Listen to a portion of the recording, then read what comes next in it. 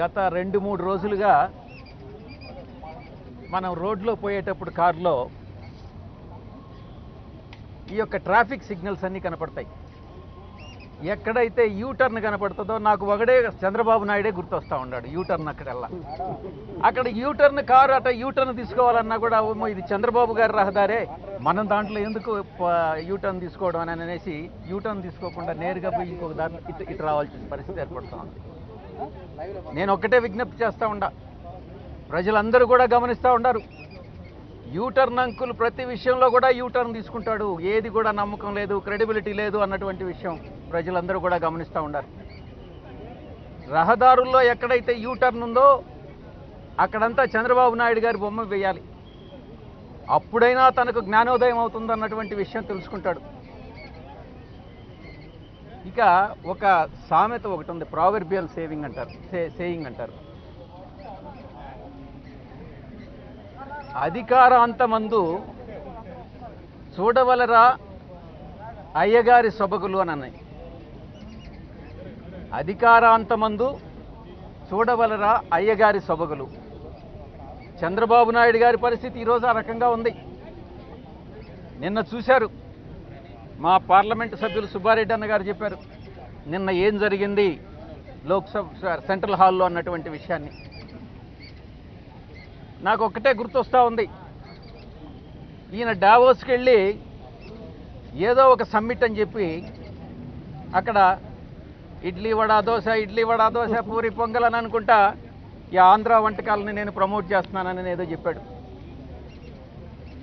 అదే రకంగా ఇప్పుడు నేను సినిమాలు చూడలేదు. గతంలో సినిమా ఒక యంగ్ ఏజ్లో ఉండగా సినిమాలు చూసేవాడిని. ఎన్టీ రామారావు గారి సినిమాలు, నాగేశ్వరరావు గారి సినిమాలు, కృష్ణ గారి సినిమాలు ఇవన్నీ చూసేవాడిని. అప్పుడు థియేటర్ కానీ ఫుల్ అయితే 10 రూపాయలు 100 రూపాయలు, 10 రూపాయలు 100 రూపాయలు, 10 రూపాయలు 100 రూపాయలు, 20 రూపాయలు 200 ఈ రకంగా అమ్ముకునేవాళ్ళు బ్లాక్ టికెట్లు. మనం బస్సులో ప్రయాణం చేసేటప్పుడు బస్సు నిండుకుంటే బస్సులో కూడా ఇదే రకంగా చేస్తారు. ఏదైనా ఒక బస్సు ఒక రూట్లో ఒక ధర ఇంతనని అంటే అంత కాదు, దీనికి తగ్గించి తీసుకోమని చెప్పి 100 రూపాయలు 50 రూపాయలు, 100 రూపాయలు 50 రూపాయలు అంటే తగ్గిస్తూ వస్తారు. ఈరోజు నిన్న పార్లమెంట్లో చంద్రబాబు నాయుడు గారి పరిస్థితి ఇదే. ప్రతి ఒక్కరి దగ్గరికి వెళ్ళడం, బాబు మా బాబు గారిని కలవండి, బాబు గారు మా అని అన్ని రాజకీయ పార్టీల ఫ్లోర్ లీడర్లన్నింటినీ కూడా బతిమలాడుకుంటా వాళ్ళతో ఫోటోలు తీసుకుంటా, ముఖ్యంగా హీరోలు వీళ్ళతో ఫోటోలు దిగడం.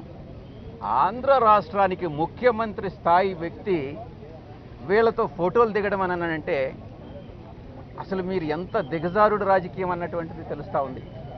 తను వచ్చింది దేనికి ఇక్కడికి? తను వచ్చింది ఆంధ్ర రాష్ట్రానికి ప్రత్యేక హోదా సాధించేదానికి.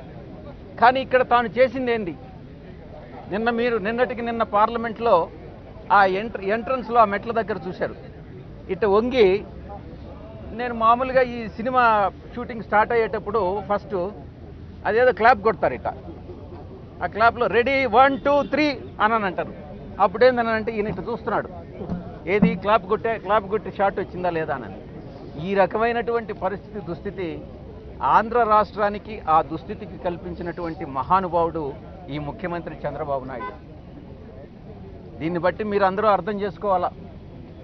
ఈ యొక్క తెలుగుదేశం పార్టీ సైకిల్కి గతంలో రెండు చక్రాల మీద ఈయన నడిపేవాడు. ఒక చక్రం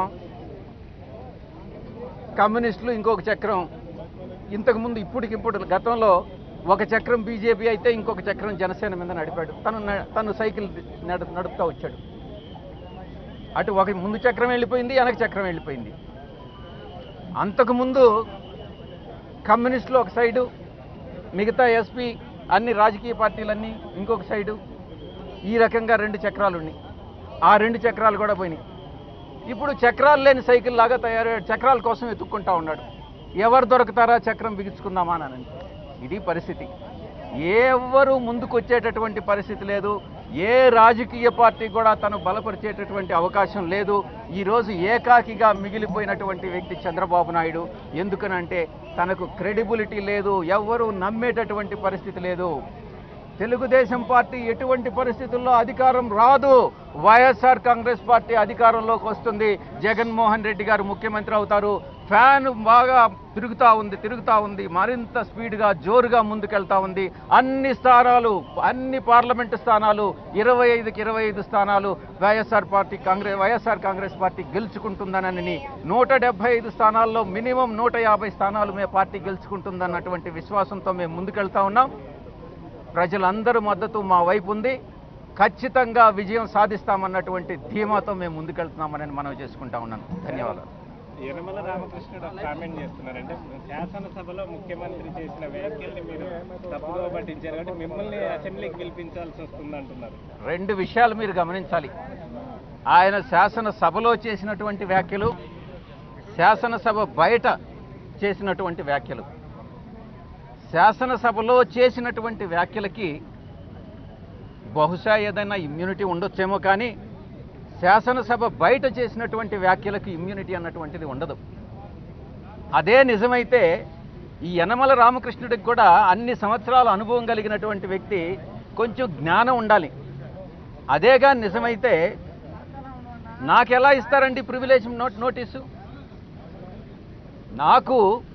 నేను స్పీకర్ గురించి ఏదైతే స్పీకర్ 23 ఎమ్మెల్యేలు డిఫెక్ట్ అయ్యారో వాళ్ళ మీద నిర్ణయం తీసుకోవట్లేదనని ఎలక్షన్ కమిషన్కి ఒక మెమరాండం సబ్మిట్ చేసి బయటొచ్చి స్పీకర్ పైన చేసినటువంటి కొన్ని వ్యాఖ్యలు, ఆ వ్యవస్థ మీద చేసినటువంటి కొన్ని వ్యాఖ్యల మీద ప్రివిలేజ్ నోటీస్ ఇచ్చారు. ఈ లాజిక్ చంద్రబాబు నాయుడికి అప్లై కాదా? కొంచెం జ్ఞానం పెట్టి, మనసు పెట్టి, మైండ్ పెట్టి యనమల రామకృష్ణుడి గారిని కొంచెం ఆ శ్రద్ధ వహించి మాట్లాడమని చెప్పండి. మాట్లాడే ముందు చట్టం అనంటే అందరికీ ఒకటే, చట్టం ముందు అందరూ సమానులే. తనకు అపారమైనటువంటి అనుభవం ఉన్న వ్యక్తి. ఆయన మీద నాకు కొంత అంటే ఏం చెప్పాలి, కొంత గౌరవం ఉంది. ఆయన పట్ల కొంత గౌరవం ఉంది. ఆ గౌరవం నిలబెట్టుకోవాల్సినటువంటి బాధ్యత కూడా యనమల రామకృష్ణుడి గారి మీద.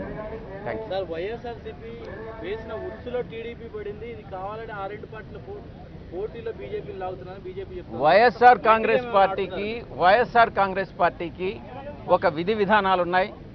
అధ్యక్షుల వారి ఆదేశాల మేరకు నడుచుకుంటుంది. విధి విధానాల నుంచి డీవియేట్ అయ్యి యూటర్న్ అంకుల్లాగా యూటర్న్ చేసేటటువంటి అవకాశం పరిస్థితులే లేవు. కాబట్టి ఆరోపణలో వాస్తవం లేదు.